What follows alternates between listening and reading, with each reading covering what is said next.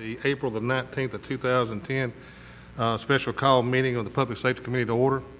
There will be no minutes to approve from last month since this is a special call meeting.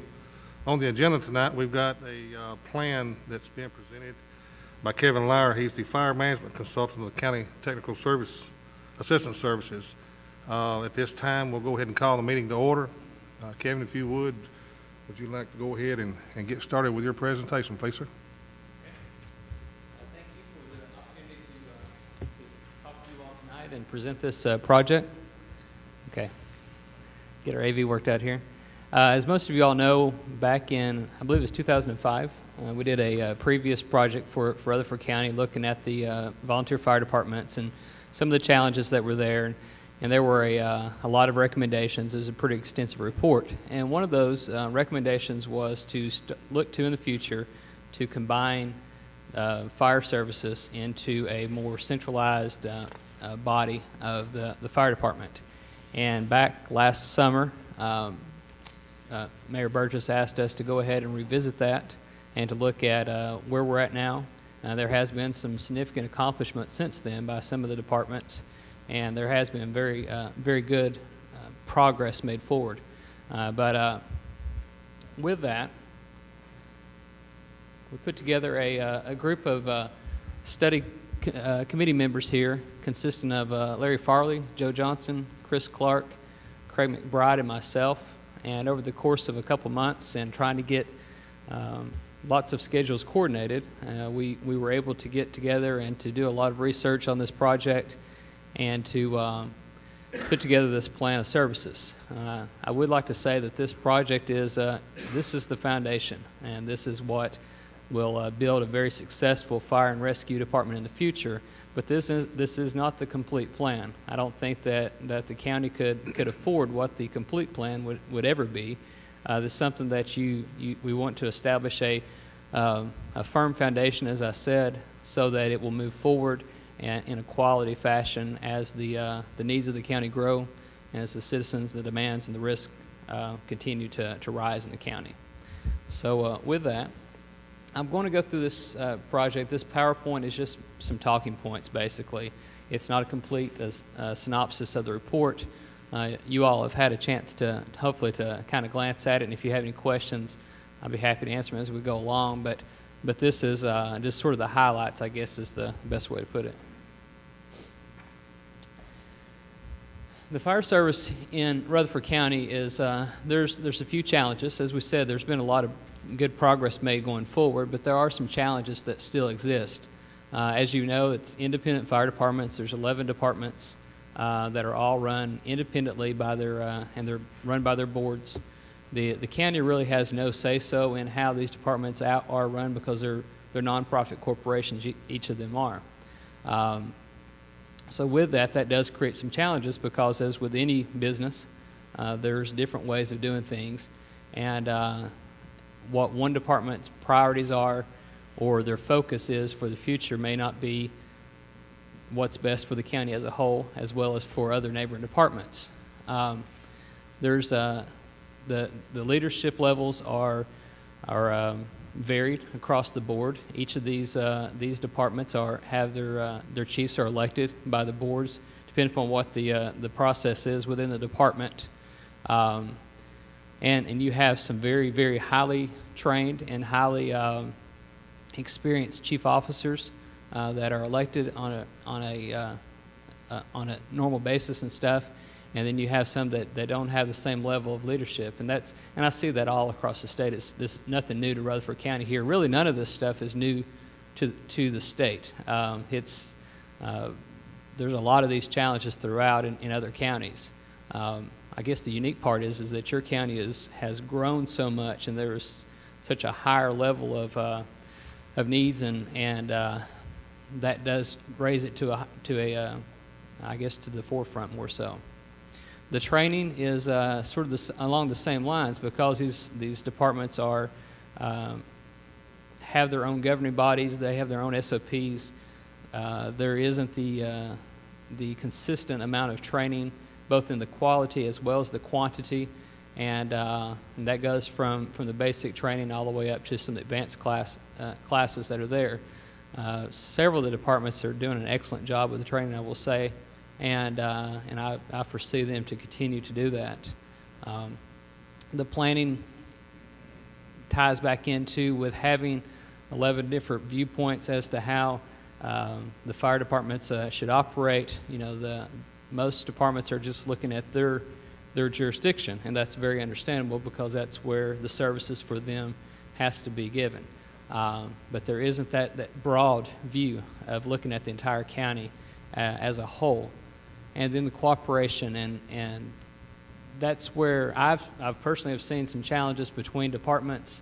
I think that for the most part that is better than it was in '05, fortunately. But from some of the departments work excellent together and on a normal basis, while others have a very contentious relationship with each other. And once again, that's nothing new to Tennessee in the volunteer fire service at all, or even in the paid fire service for that matter. But it can cause some problems later on down the road when you have a large-scale event. On the rescue side of the house, we show in the report here how the station coverage is right now is very poor. There's 3 stations that are covering a 447 square mile area, and that is a lot of territory. And with that, it does create some extended response times, as well as some major challenges on the scene of vehicle extrications, as well as some of the technical rescue stuff. So with all that in mind, it was we just determined it would be better to take and to bring all this under one umbrella to where you have a unified approach to fire and rescue, and to spread those assets out throughout the county so that there's a quicker response and a more consistent level of training and equipment and performance. So with that in mind, the goals of the plan were to decrease the response times, both on the fire as well as the rescue side of the house, to improve the volunteer staffing, which is a challenge throughout the country, not only here in Rutherford County. Improve the training by establishing a consistent training plan for all personnel involved in the operations.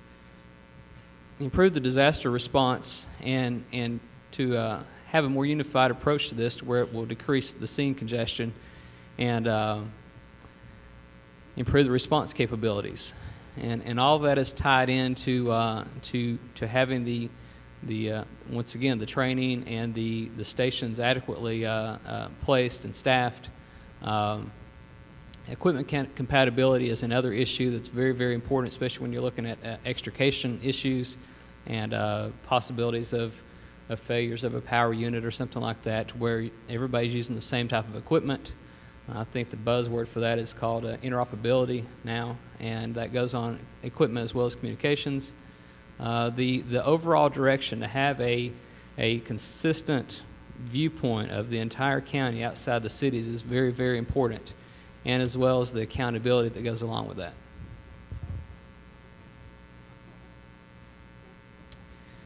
So with that in mind, the recommendations are to create the Rutherford County Fire Rescue Department.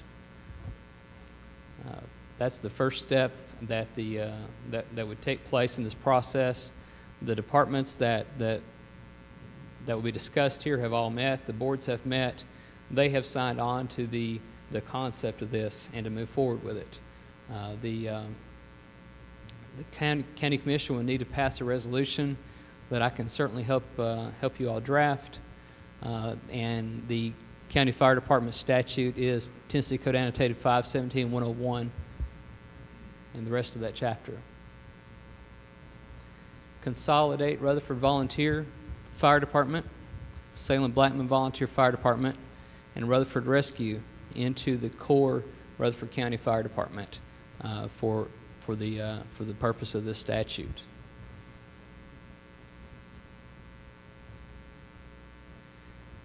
The remaining departments would be contracted with the county to provide services within their area.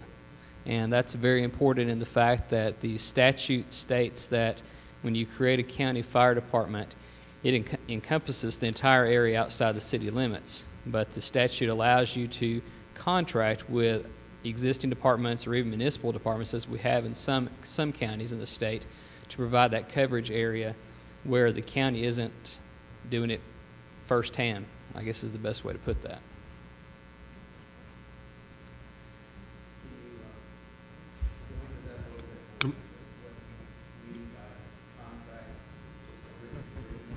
Commissioner, usually.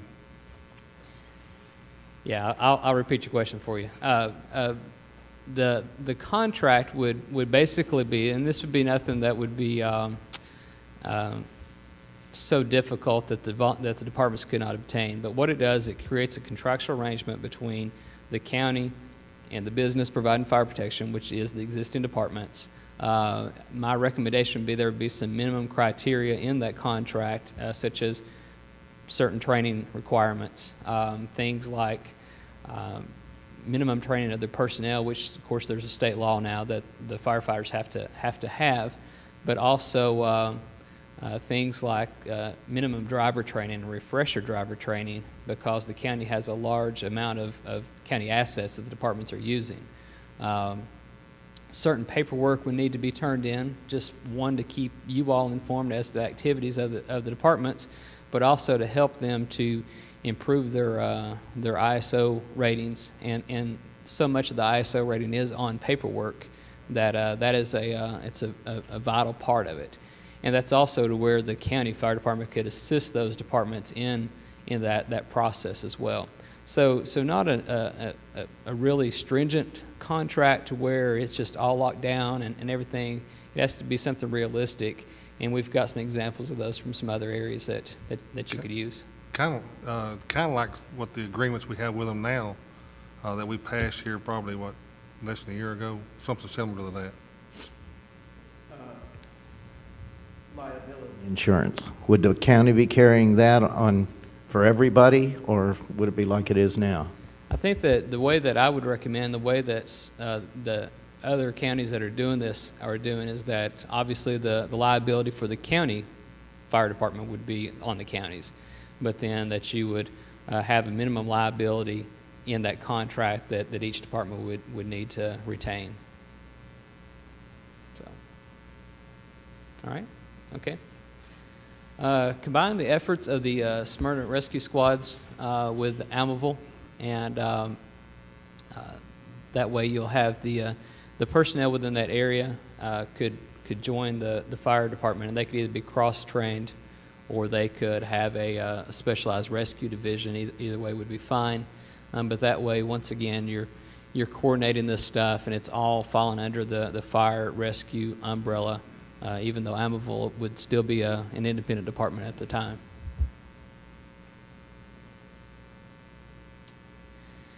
The Rutherford County Fire Rescue Department, which are the areas that we talked about earlier, the previous Salem Blackman and Rutherford Fire, would provide an automatic response to all structure fires in the county, and that would be as simple as an engine company or an engine and a tanker, depending upon where the fire was at. It certainly would not be to unload those stations, but it would provide a support, and the anticipation is that that department will continue to be more innovative in having a higher volunteer staffing available, and provide a more consistent backup throughout the county on structure fires.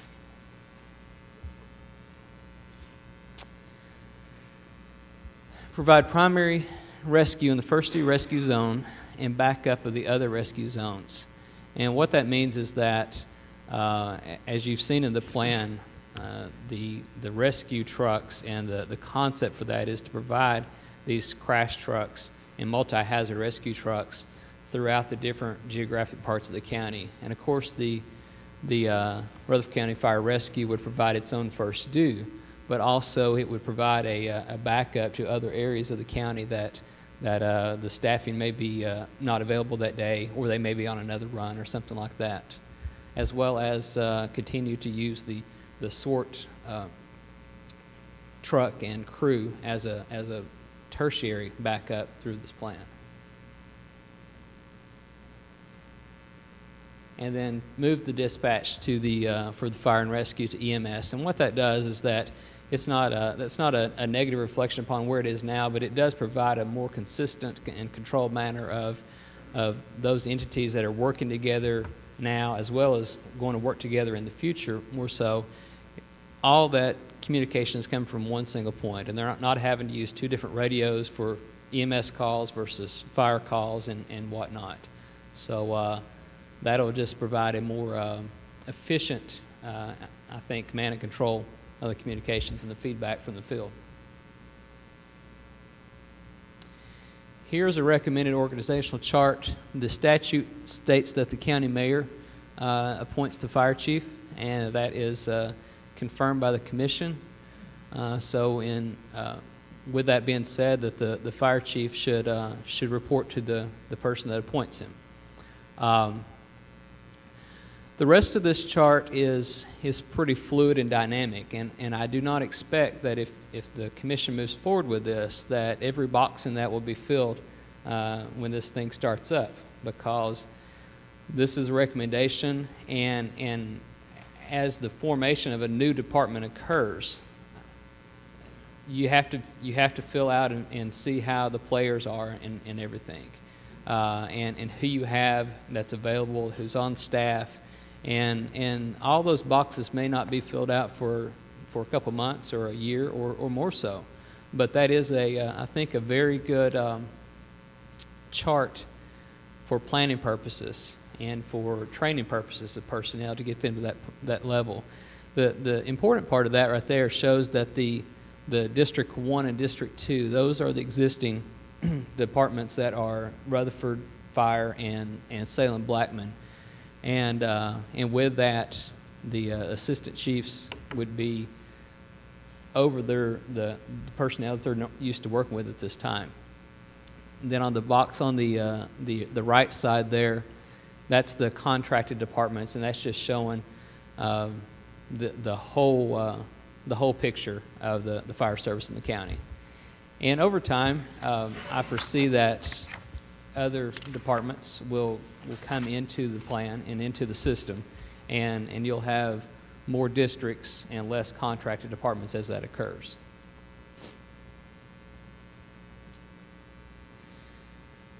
One of the things on the rescue plan is to go to a kind of a newer hybrid vehicle of an all hazards rescue. This is a light and medium duty truck. The primary focus of it obviously is for vehicle extrication, but additional uses for that type of a vehicle is to provide the has fire suppression capabilities on board. Also, it can run as a medical first responder vehicle as the department gets up and going, and they work together more and more with the EMS to where they can be providing that first response medical, very similar to what Murfreesboro Fire does and many departments across the state do. And that allows you to save a lot of wear and tear on those larger engine companies that cost a lot of money now, that's for sure. And these are not cheap, of course, but they are they're made more to run more like that. And then to standardize the rescue tools throughout the county, as we mentioned earlier. Some of the existing equipment that is in place right now is the 2008 rescue unit that Rutherford Rescue has would be placed at the Rutherford County Station 1, which is the District 11 station, currently Rutherford Fire. Salem Blackman already has a rescue unit at this time that they're operating, and that would continue to occur. The new units that we talked about, or that I just mentioned, would go to, the first round of that would go to the Kittrell station as well as the Almaville station. And then the 2002 truck from Rutherford Rescue would go on the north side at Walter Hill. And then to provide the complete coverage, a combination tool would go down to Eagleville, so they could operate most of their simple extrication calls with that. And if there's anything more technical, another unit from the either SORT or from Rutherford Fire could come out there. Kevin, it's not on here, but Laverne Rescue is not on here as far as, they're not part of this, they would still be Laverne Rescue and operate inside the city of Laverne. Right. They were not addressed in this because my understanding is that they basically just run inside the city Right. at the time.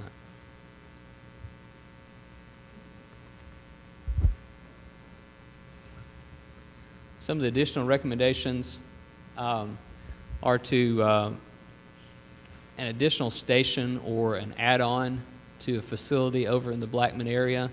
One of the things that I saw was, or that I recommended, would be to possibly add on to the end of the Swart building. You've already got a great facility there, and right now you have a lot of structures that are rated a Class 10 in that area because it's greater than 5 miles from Rutherford Station, as well as some of Salem's area, since they've had to move over onto over off of Old Salem Highway.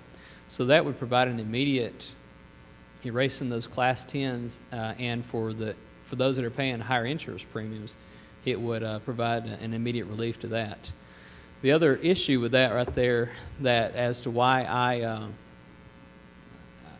I saw that area, is that there's some great road connectivity throughout the county there. You can hit Franklin Road to go out that way. You can hit 840. You can hit 24. You can go around to Thompson Lane. It just has a very good road connectivity. And even though it is there inside the city, there's so many pockets of that's in the county. It just, sometimes you have to place it, a facility inside another jurisdiction in this case, because it has such good connectivity to the other areas.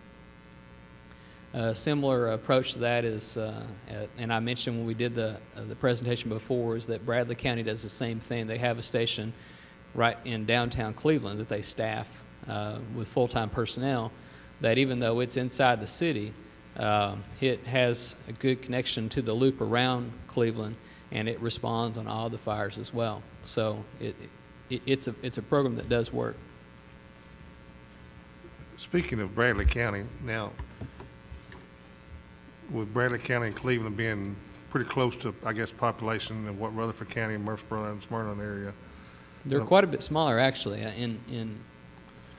but it's a model that we did use, and that this group actually spent an entire day, went down there and looked at their operation, as well as some of them have gone back either before or after this and looked at how that they operate. So they're kind of similar to what we are, but maybe smaller. What were some of the positive things that when Bradley County did this? What were some of the positive things that happened there? Well, what happened is in Bradley County is I guess the best way to put that, Bradley County is where you all can be, because they've gone through the system, they've gone through the bumps and the heartache that comes along with any type of progress and change that goes along. And most recently, about 3-4 years ago, they actually combined the rescue and fire. It had a county fire department with one department, with, at the time, it was 7 or 8 stations, and they had a county rescue department. So they were in the rescue business, but it wasn't. It was under its own entity, and by combining those, is that they were able to do very similar to this right here. All those centralized rescue trucks were able to be. Some of them were able to be pushed out, and where the water rescue was, that equipment went out to it near where the water was in the fire stations. And those trucks were able to be used also as service companies with some additional equipment, which gets you additional ISO credit in the process. The personnel were cross-trained, both the fire personnel onto the rescue side, as well as the rescue people into the fire side. So it did increase their staffing as well, and now most of them do both jobs. There's still a few of them that, the rescue guys are like, I don't want to go into a fire, and that's certainly fine. But they do provide a support role when there is a structure fire, and vice versa with the fire people and the technical rescue stuff. How much of an impact did it have on their ISO rating overall? It hasn't yet, because they've not been rated, but we do anticipate that to occur in the next probably year. And right now they're a 7/9, and I anticipate them going, on my projections, probably to a Class 4 in the process. They do have 2 stations are staffed 24 hours a day, with 4 people at each station as well. So they have a core career component, and then the other 8 stations are volunteer staffed, and they work together seamlessly. They have their command structure is if you're a paid captain, you're the same as a volunteer captain. And if you're the paid firefighter, you're the same as a volunteer firefighter. The standards for training are consistent. They look the same. They dress the same. They have the same authority, the same responsibility. It's just some of them that's their full-time job, and some of them are volunteers. And they're able also to use their volunteers to help on the paid side to backfill, so their overtime costs are non-existent, which is coming from the city fire department side. That's a huge impact and a blessing by having that hybrid system. But they also can, on their personnel that do go to a career status, they've had a chance to try them out for a couple years as well, and they know if they're going to fit in and without getting into that paid thing. So it's working very well. They're constantly trying to improve and to go forward. There are bumps in the road. I mean, it's a public service. There always is. As long as you have personnel that work for you, there's going to be challenges.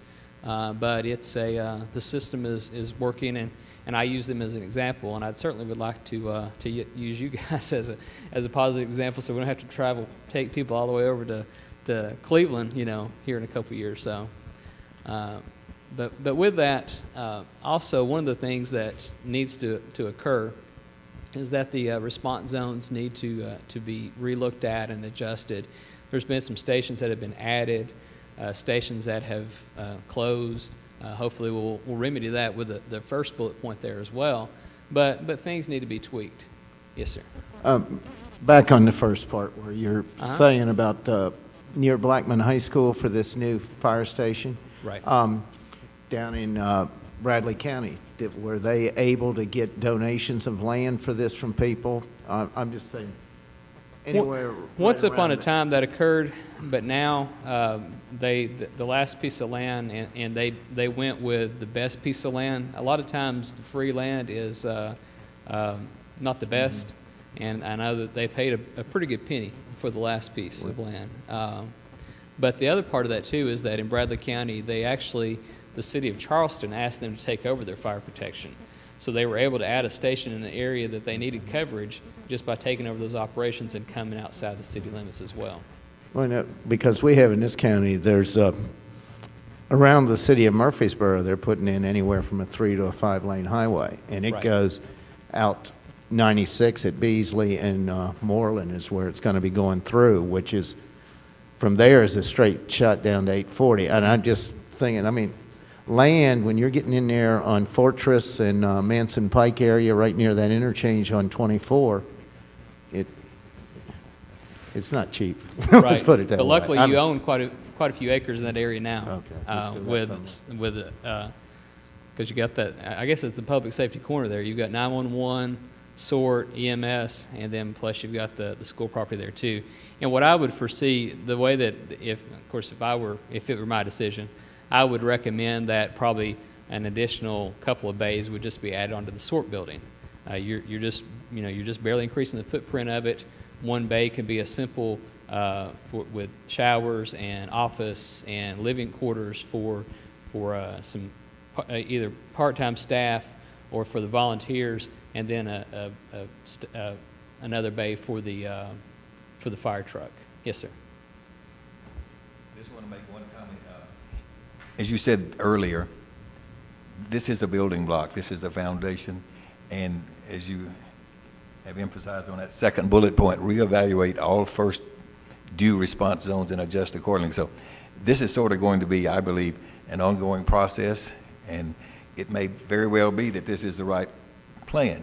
But we want to revisit this and maybe see if we really would be better strategically to place this station maybe a little bit further west or something. So I just want everybody to know that we're going to be objectively reviewing this, and this is not the final footprint that we're going to put down here. Yeah, that's an excellent point. And in reality, as you go forward, as you grow your fire department, it'll never be finished. once it becomes finished, you probably should be out of business because there's always rooms for improvement. Doesn't matter how big or how little you are, what your staffing situation is, there's always opportunities, and a progressive department will continue to reevaluate what they have, where they're at, the risk that the community has, and adjust accordingly with their plans. An additional thing and we hit on this earlier on, the volunteers. It's tough to get volunteers. Tennessee, it's tough. In the country, it's tough, and it's even harder to retain them. And you invest a lot of money into the initial training of them and equipping of them with their turnout gear and the safety equipment and whatnot. So obviously, if you're going to put that investment in them, you want to have a system to where you keep them around. And that's very important for the institutional knowledge and the experience.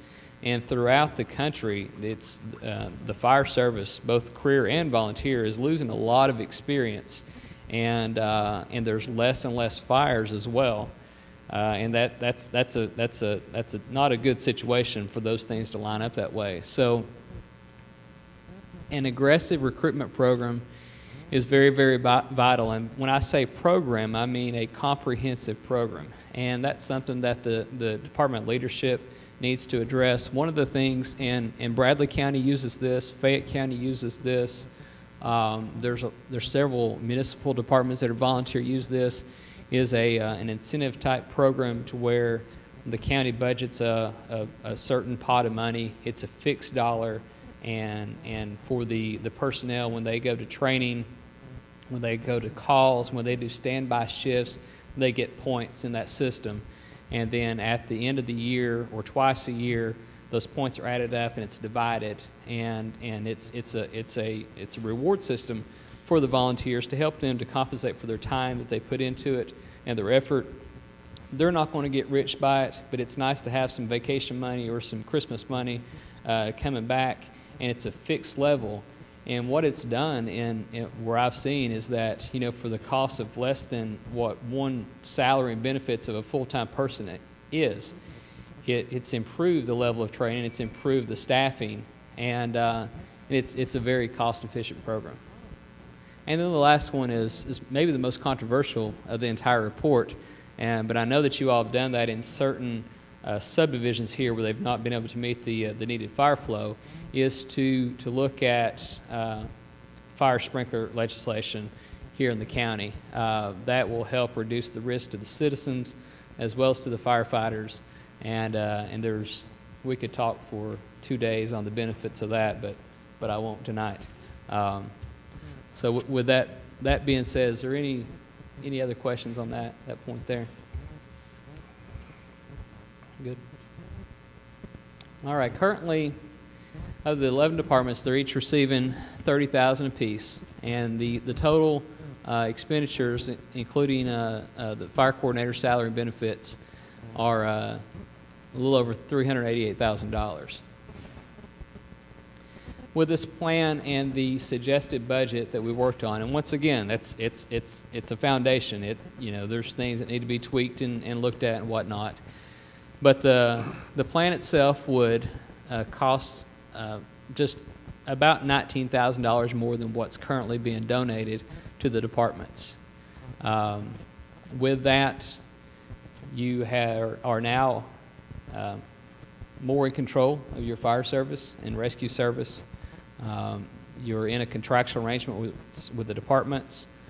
Right now, there isn't a lot of say in how things are done from the county's perspective. And I know you have the agreement there, but this takes it to a higher level.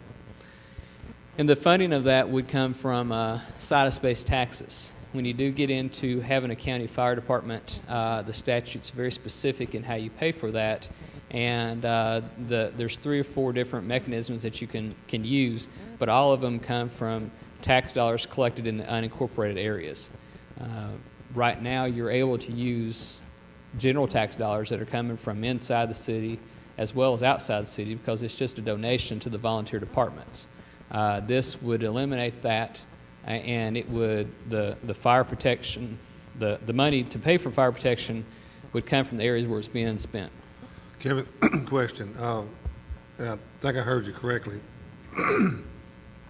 Each one of the volunteer fire departments that would be contracting with would still fall under, when, like, they're getting $30,000 a year now.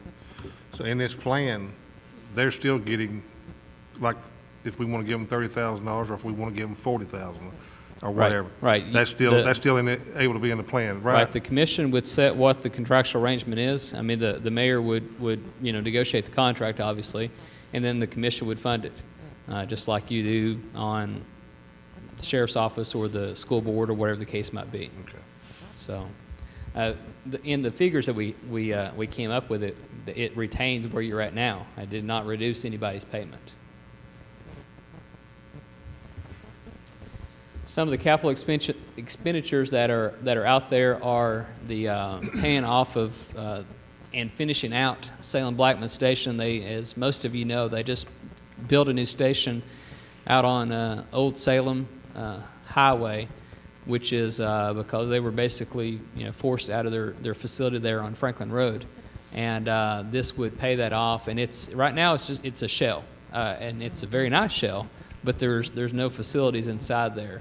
So there's some money that needs to be spent to get it up to par so that it can be used as a more traditional station, to where they can have some standbys and they can have the facilities and stuff that they need there. The station that Rutherford Fire Department has been working on, they need to come out. That was addressed in the plan from 5 years ago. I think that they've secured some property out in the Barfield area, but they need a facility there. My and the committee's vision is that would kind of be the anchor, the headquarters station of the new department. So that would it would have a little bit more as far as living quarters go, for not only the current needs, but what you're going to have for 10, 20, 30 years down the road. And then, as well as we said, the facility that needs to be put back in the Blackman area. The station that Salem built was in the original plan, and almost to very, very close to the original recommendation, but the plan did not include 5 years ago them being coming out of their facility.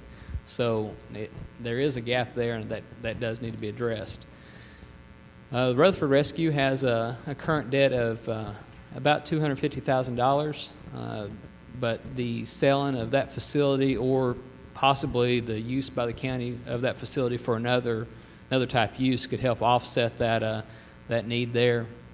And then the rescue vehicles, that's an approximate number. They may be a little bit higher, they might be a little bit less, but that's pretty close to what the rescue trucks are going to cost you, and that's fully equipped, ready to roll when it comes on the lot. You must have read my mind. I was asking.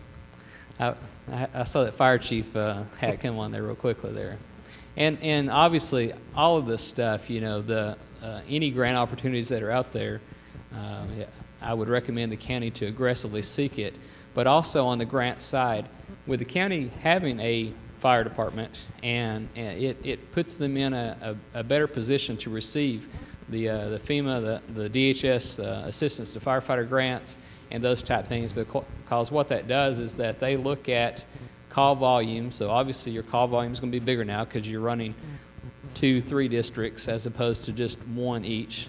They look at population served and lots of things like that. So county departments, consolidated departments, have a higher score, typically speaking, than independent departments do in the process.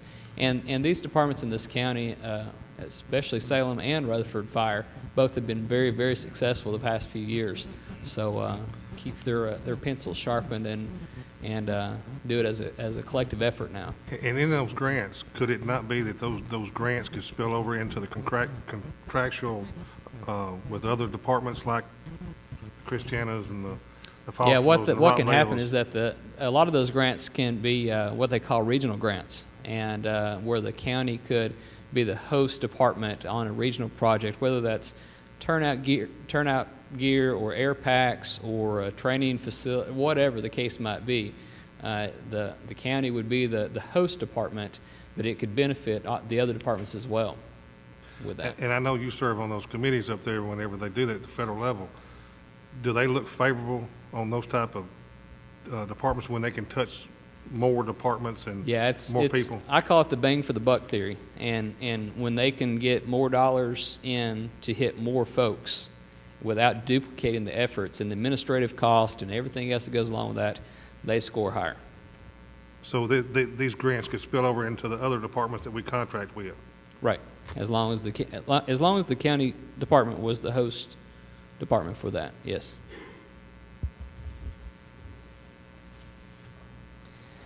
So I know that there's been some concern from some of the existing departments, and some of the points here that I wanted to make was that the departments, they retain their authority over their departments. Nobody's going to come in and tell them, take away any of their authority. Nobody's going to make the contracted departments, they'll still elect their chief however they elect their chief. And that is how that would be set up. They will get additional equipment and training provided by the county, which is a benefit to them. They don't have to go out and raise additional funds for that. They'll have a higher level of support from the Rutherford County Fire and Rescue to the departments, and that goes into not only an emergency scene where on a larger incident, that truck will roll out automatically to help and back them up, but also from hopefully from an administrative side as well to help them with some of the paperwork and all that.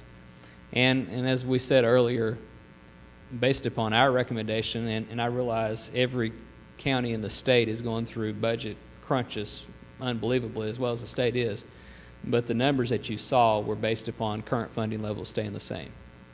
So they still can go out here and fundraise just like they have? And Yes, they can, and they obviously $30,000 is not going to run any department, so that's very important for them. One thing that also in that statute, and it's on the county fire department, is that it allows the county department to receive donations as well. So if a business come along and they wanted to give the department a piece of equipment, or somebody just wanted to give them some funding for it, the county is allowed to receive that and use that for fire protection. So that is a benefit. I know a lot of them get these Middle Tennessee Electric Membership Corporation grants. It's just one I can think of right off the top of my head. So they still can be able to do those same things. Yes. Yeah, it's spelled out in the statute. Okay.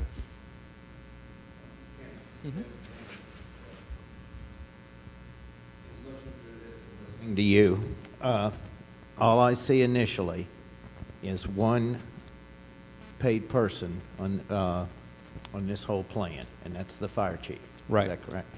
Yeah, that's the case for now. Now, do I foresee that Rutherford County will have to hire firefighters? Yeah.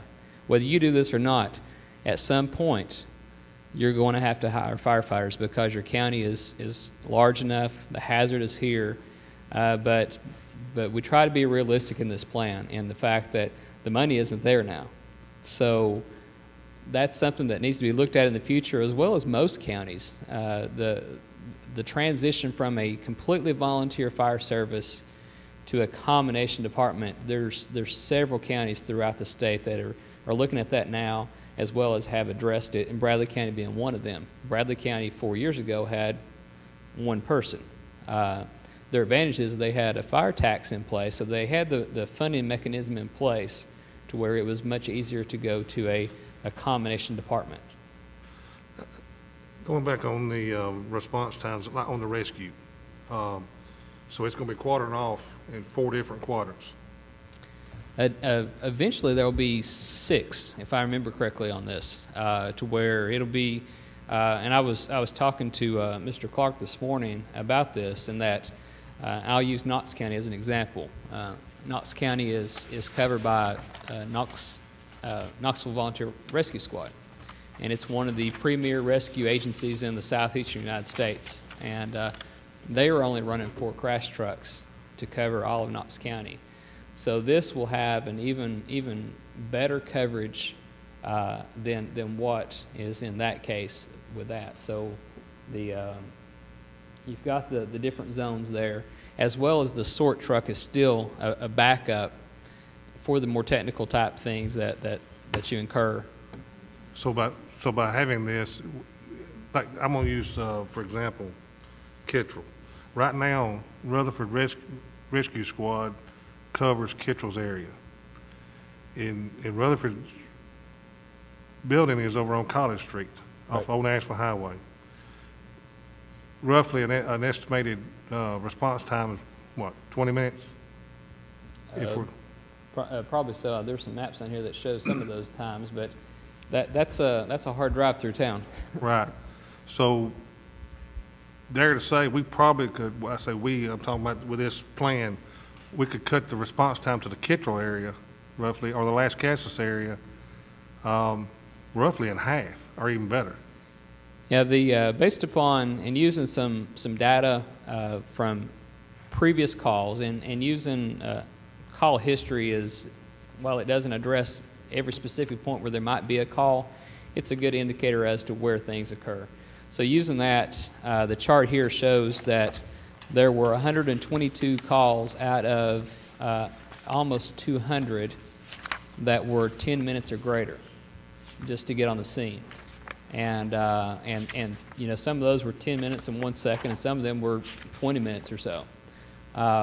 With having this plan in place and the calls happening in the same location that occurred, you're looking at, I've got the numbers here somewhere. Yeah, you're looking at only 24 calls being 10 minutes or greater. And that's, you know, that's pretty significant, going from 122 to 24 if the calls occurred in the same locations that they are at. And also, you know, like you're saying, you have that truck out there in Kittrell's area or on the north side, and it will be much more accessible to that. I know in your plan, it talks about Rutherford Rescue Squad covered 447.1 square miles for covering a lot of area. Yeah, But- that's a tremendous amount of area. And By breaking this down, do you know how many square miles each one of the territories will be covered? I don't have that right now, but that's very easy to get on by the GIS. I mean, Mr. Curtis can take and pull that up pretty quickly and get those numbers. So it will obviously it will be significantly less than that. But the other part of that is as you see on the map and how it's divided up, you know, the road networks is just as important Right. as the square mileage.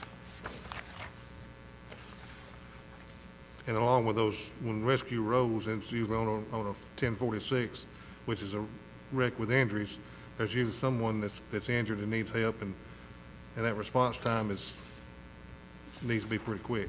Exactly. And if you're the one in that car, Yeah. yeah, every second counts.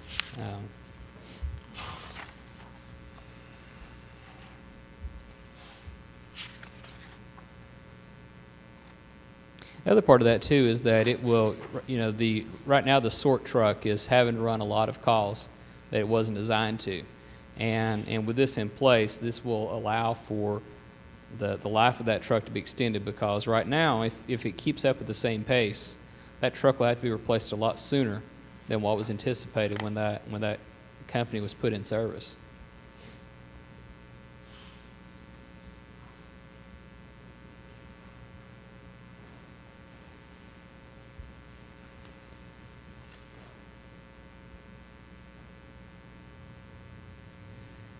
So I guess in summary, you know, this will provide a much more organized approach, or a holistic approach, I guess you could say, to the emergency responses in the county.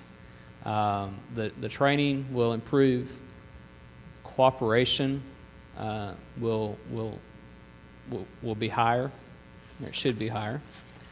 And there will be accountability on all levels. And I think that's something that you're kind of lacking now, in that from the county's perspective, there really isn't that accountability from the departments. And, you know, they're doing a remarkable job, and every one of them should be commended for the time and effort they put in place. And this is in no means designed to run anybody out of business.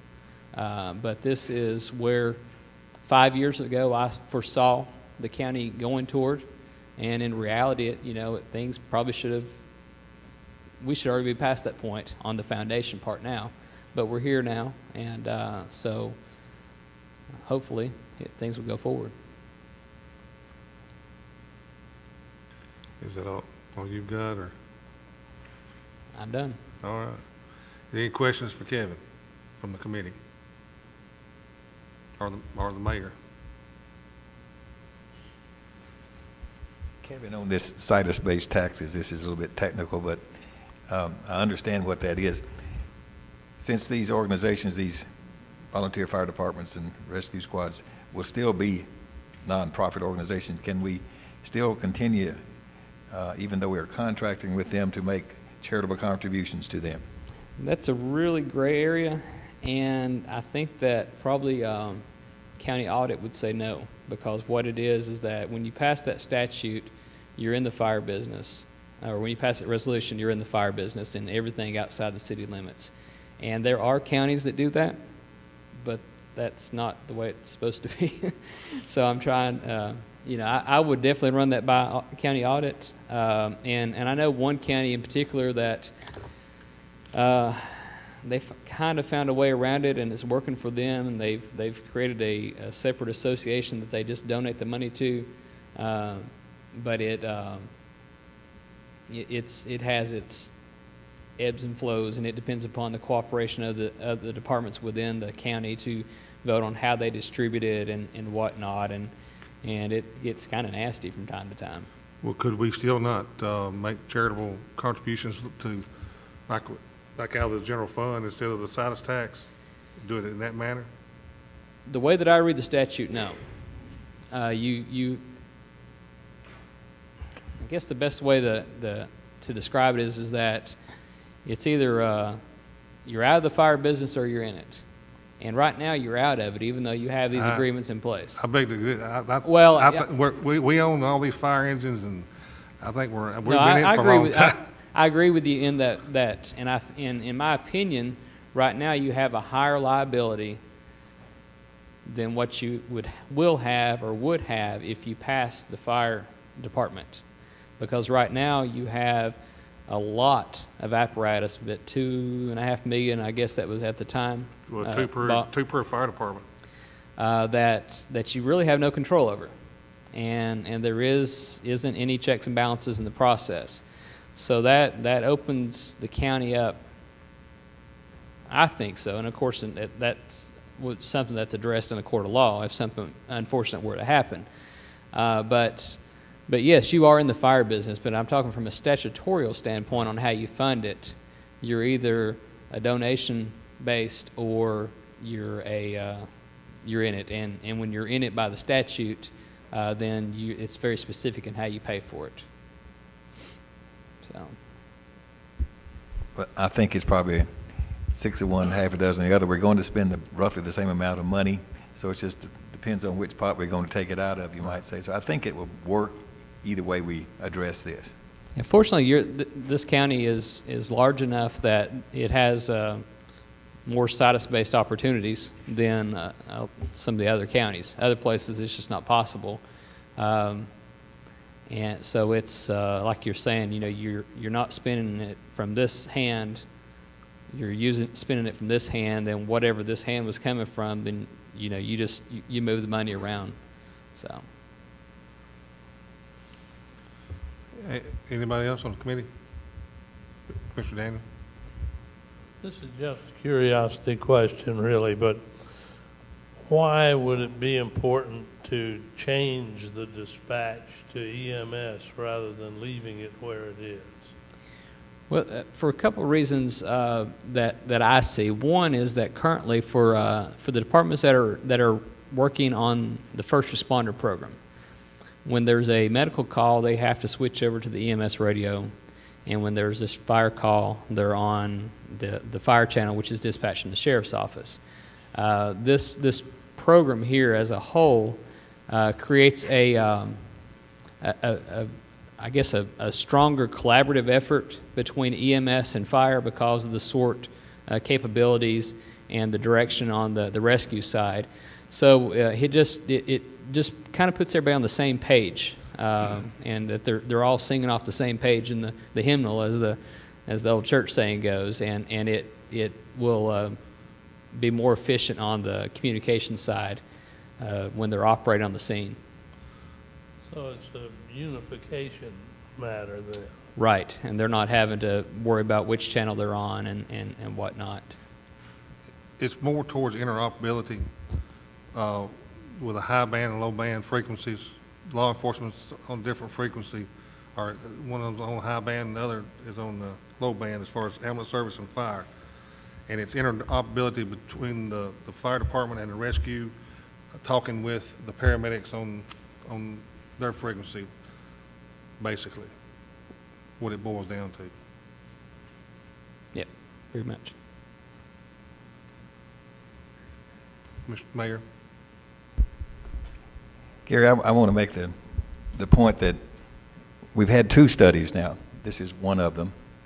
This is the fire rescue response study. The first study that we've had presented to us is on communications, the infrastructure that many of us think is really, really critical and important to supporting just what we're talking about here. So what we want to do is try to bring both of these along together. I mean, it's an ambitious plan, but it's an important plan. Our responders deserve the best we can give them in the way of the ability to communicate, and that's what this communications infrastructure plan will do. And our citizens and the growth of this county is demanding that we continue to upgrade and improve what we're doing as far as delivering these services. So I want all of you to understand that this is an ambitious plan. The capital expenditures of both of these plans together is about $3.7 million. And all of this won't come out of the same county general fund, you might say. We're exploring, and I think we're going to be successful, several avenues of being able to put together the dollars it's going to take to make this a reality, including the grants that you've already discussed. We've already started seriously preparing those grants in a number of areas. We've had some discussions with our 911 board. We're asking them for help. And of course, we're going to put in our fair share from our own resources. And there are some other organizations that have some ability to help us with some of these capital expenditures too. So I want all of you to understand that this seems like a lot of money, but when we get 4 and 5 different entities willing to be a partner in this very important journey that we want to start, it's very doable. And I just want us all to try to continue to struggle with this together and work on this, because it's really, really imperative as this county continues to even grow, that we build on the wonderful success that you've already put in place over these years, and we just must become stronger and more coordinated and more integrated and more together. I agree with a lot of what the mayor just got through saying. Public safety in this county for a number of years has been, I mean, it's been good through law enforcement, through fire, through EMS. But there's always room for improvement. We all know with that study that we had that communications and this throughout public safety is not where it needs to be at.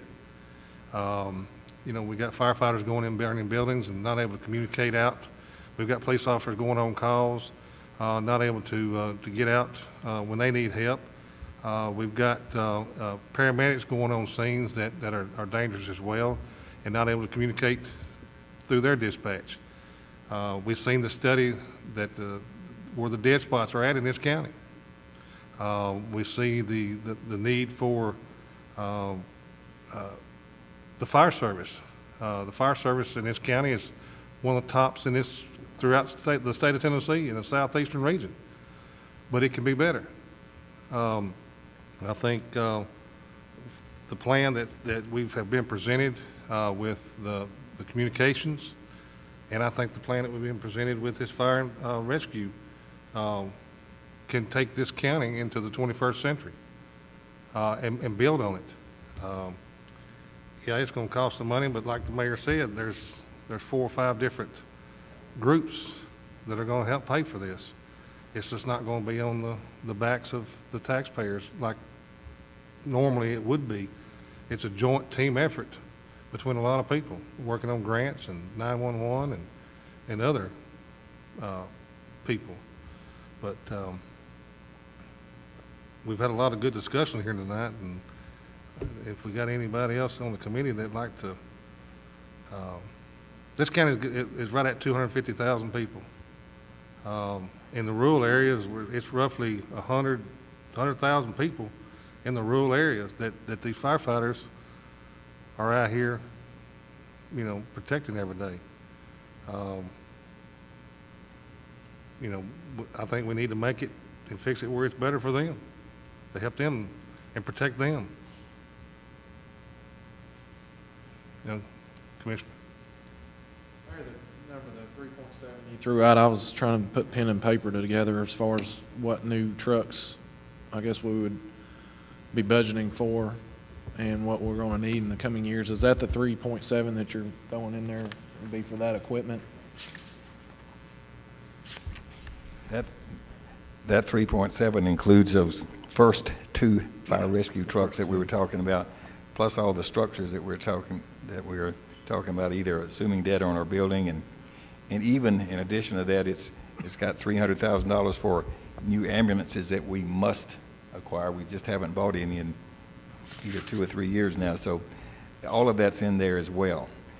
That includes the 2 new towers that we want to put up and all the equipment we want to put on them for communication. All of that would be included there. Will this change in our charter help us any as far as the County Powers Relief Act of us being able to alternate some of our resources as far as development tax that we're handcuffed on now? That won't change any of that. We're still with the same set of rules and regulations. That this will not change that one bit.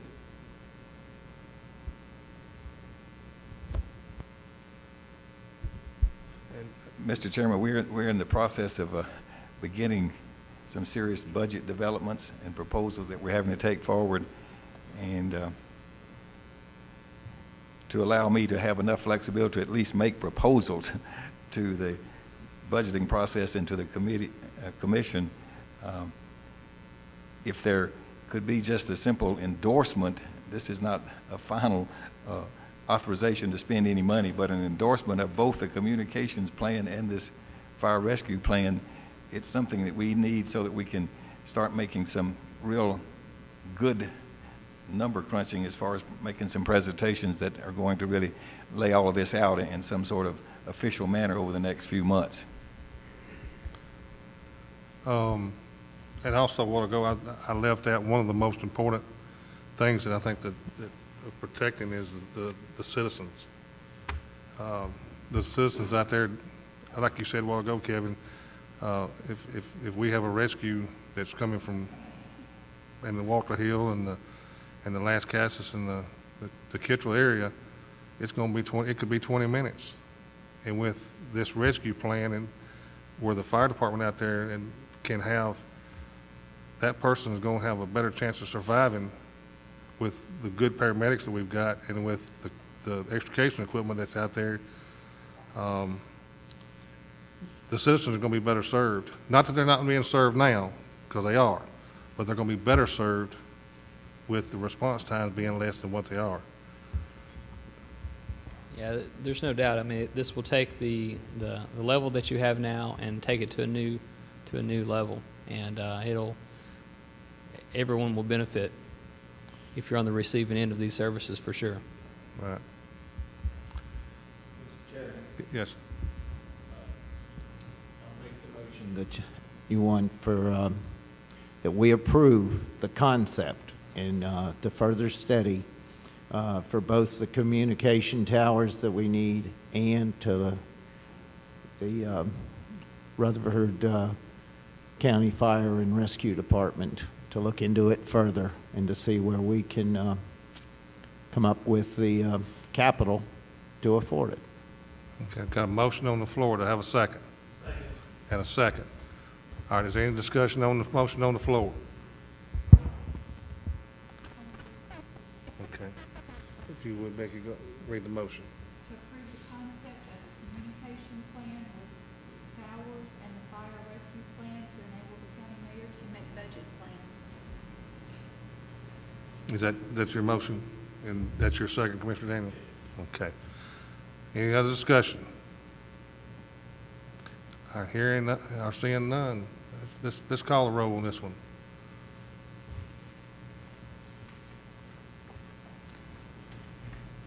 Commissioner Black? Commissioner Daniel? Commissioner Hall? Commissioner Schaefer? Commissioner Farley? Yes. Motion carries. All right. Is there anything else, you got anything, Kevin, you like, Mayor? Anything? Anybody on the committee? Yeah. While we're under any other business, I'd like to, Kevin, would you pass this out for me, or somebody? What I'm having passed out here is a budget amendment, and I think some of you all remember I went to property management, and with the help of Commissioner Hall and lady that I work with, Lori Alsop,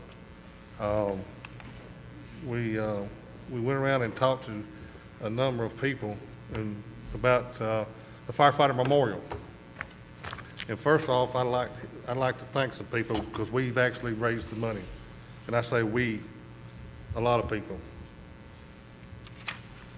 First of all, I want to thank Rutherford County Volunteer Fire Chiefs Association. They give $1,000. The Rutherford County Volunteer Fire Department, they give $200. Lascassas Volunteer Fire Department, they give $500. Murfreesboro Firefighters Association give $500. Smyrna Firefighters give $550. Firehouse Fellowship, and I think that's with Laverne Fire Department, they give $500. North Alabama Fire Equipment Company give $250. Pro Fire Equipment give $200. And also with the help of Commissioner Jeff Phillips, Kroger and Heritage Farms give $500 for a total of $4,200. This was done in a very timely manner. I thought we might be in fall before the money could have been raised, but with the help of a lot of people, it was done. And what this is a budget amendment that I'd like to get the Public Safety Committee to send to the Budget Committee for contributions. All this money was put into a contributions and gifts account so it can be spent and to erect this memorial. And that's the recommendation that I would have. And since I'm the chair, I can't make a motion, but I'd love for someone to make a motion to approve this. Got a motion, do I have a second? And a second. Any discussion? Hearing or seeing none, call the roll. Commissioner Black? Commissioner Daniel? Commissioner Hall? Commissioner Schaefer? Commissioner Farley? Yes, and also too, I'd like to thank the county mayor, him and Ben Mankin are, he's allowed the maintenance department to work on, get some concrete and some bricks and stuff, and where we can put it out here next to the FOP, and thank the property management committee for allowing this as well. Mr. Chairman, I think we would all be remiss if, we had a tremendously strong group of people that helped us with that communication study, and I want to thank Kevin in particular for sharing with us his time and helping. And we're not finished with you, Kevin. This is a fluid document, and we need to continue to work on this, and we really do appreciate what you've done for us. All right, is there any other business come before the committee tonight? Hearing none, we stand adjourned. Thank y'all.